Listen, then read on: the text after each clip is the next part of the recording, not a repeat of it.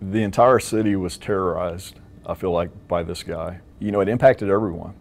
You know, there's probably very few things in my 21 years at the police department that I've seen a community have such a fear of that they had in this situation. Ideally, we would have had a peaceful surrender that night.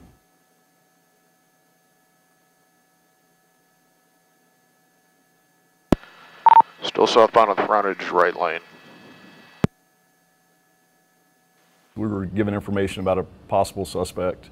As a team leader, I started reaching out to other guys on the team to see who was available and who was in the area so we could quickly formulate a plan and potentially deal with what we didn't know was coming. We were a few blocks from the hotel to where we could quickly move to that location if we needed to, but we were also out of sight from being visible to him and just in a react position to where we could move. We had 2 vans and we had a total of 11 SWAT operators at that time. Everyone's training kicked in. I think we realized the severity of that moment.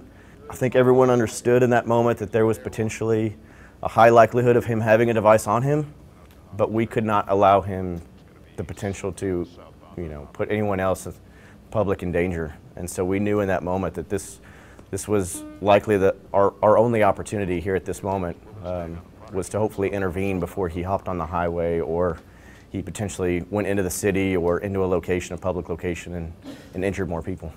It was ultimately my decision as being the sergeant on scene.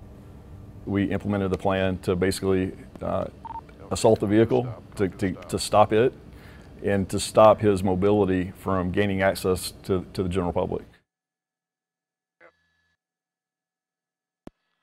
He detonated a device. We saw that he was not a threat at that time anymore. We backed off and I went through the process of securing that scene and allowing EOD to come in and work the scene from that point. You know, it's funny, I don't remember hearing the blast. I saw it. I'm sure it was loud at that point. I have a slight recollection of hopping out in here and allowed what sounded to me like an explosion. It was apparent to me it was something other than possibly gunfire or something like that. It was a relief knowing that we were able to walk away from that without serious injury or death to any of my guys. And we were lucky in the aspect that the explosion occurred the way it did. We were on the position on the vehicle the way we were. And so we are fortunate. My biggest concern as a sergeant on the team is putting my guys at risk. But with saying that, everyone's completely 100% on board because they believe in what they do, which is protect the citizens of Austin.